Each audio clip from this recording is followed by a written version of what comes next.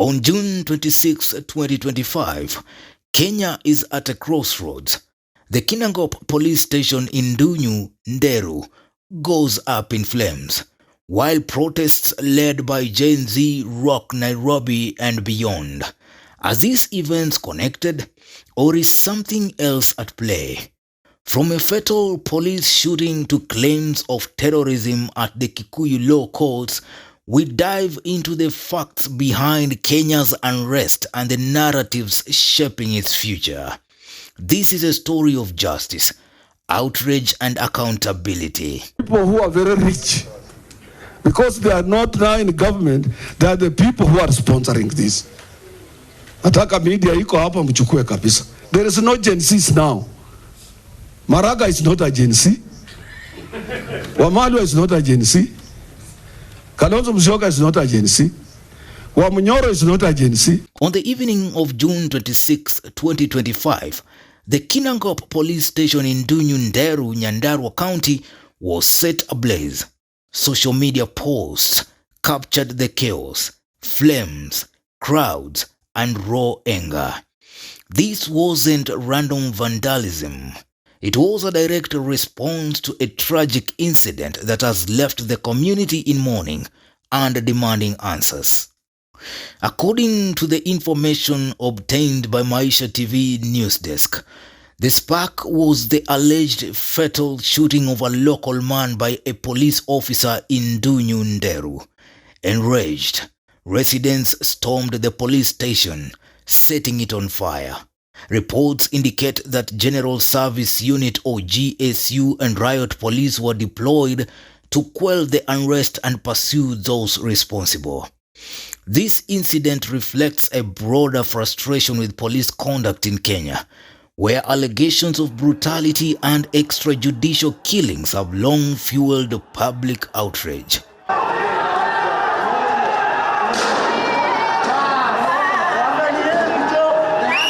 Interior CS Kipchumba Murkomen has even gone ahead to issue a shoot to kill order in case any police station is under attack. Tumeambia polisi mtu yoyote mwenye atakaribia police station piga yeye risasi.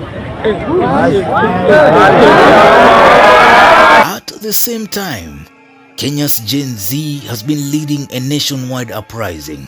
On June 25, 2025, thousands marched in Nairobi, Mombasa, and other 21 counties to mark the anniversary of the 2024 anti-finance bill protests, which claimed over 60 lives. These youth-driven demonstrations demand an end to police brutality, corruption, and poor governance, with chants of Ruto must go echoing across Kenya. Reports confirm at least 8 deaths and 400 injuries during these protests, some from live ammunition, highlighting the escalating clash between citizens and security forces. So, is the Kinangop incident part of the Gen Z protest? The evidence is murky. While the Gen Z movement has seen attacks on some government facilities, no official reports explicitly tie the Kinangop burning to these demonstrations. Social media posts suggest it was a localized response to the police shooting, driven by community grief rather than the broader protest agenda.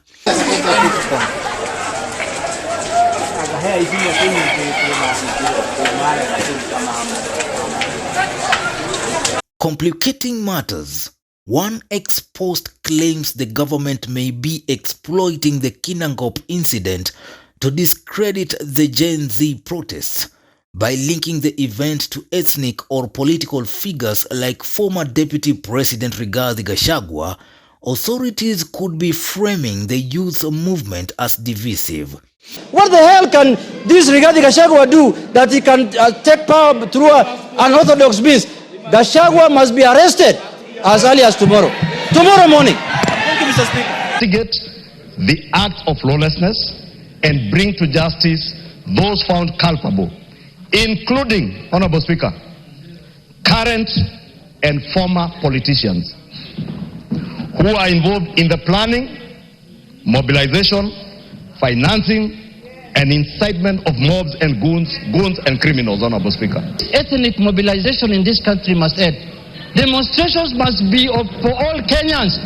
Why do you destroy the property and the livelihoods of your own community, Mr. Speaker? Mr. Rigathi Gachagua. Mr. Speaker, you can see the kind of planning that has been put into this matter. You can see the kind of money that has been paid to this matter, Mr. Speaker. Mr. Speaker, we must call a spade a spade. Was Honorable Rigathi in Homa Bay? Was Honorable Rigathi in Mombasa? Was Honorable Rigathi in Kakamega? Was Honorable Rigathi everywhere? Mr. Speaker, the motion is very clear. It doesn't actually talk about the 60 that were killed last year. It doesn't talk about the 10 that were killed yesterday. It talks only about the destruction of property. So, Mr. Speaker, it's important. It's very important that we be careful about this issue. In a country with a history of political manipulation, such narratives demand scrutiny. Kenya's government has faced accusations of covering up police violence and using hired goons to disrupt protests, as seen in Nairobi on June 25th and June 8th. That you've hurt so many people, but the goons that you've hired today at the CBD to hurt people during demonstrations, and we will not take it lightly. To the victims and families, you are not alone. We see you. We stand with you. Sina ubaya na mmoja wenyu. Niko chini ya magoti yangu. Kofia pia nimewatolea majenzi. Sina ubaya. Naomba tu kama kuna mtu nimemkosea, tafuteni tu mahali kwa rozeni, munisamee. Halafu tarehe 25 inshallah tutashirikiana na nyinyi. On the same day, the Kikuyu law courts were torched, an act Chief Justice Martha Koome called terrorism by criminals who infiltrated the protests. She refuted claims that Gen Z protesters were responsible, raising questions about who is driving these acts of destruction. It's not just an act of criminal elements, but an act of terrorism. Was this a calculated move to undermine the youth movement or a genuine escalation of unrest? The Kinangop incident and the Gen Z protest reflect a nation at a tipping point. Whether driven by local grievances or national demands, these events highlight a shared cry for justice and accountability. But with conflicting narratives and limited evidence, Kenyans must approach these stories critically to uncover the truth.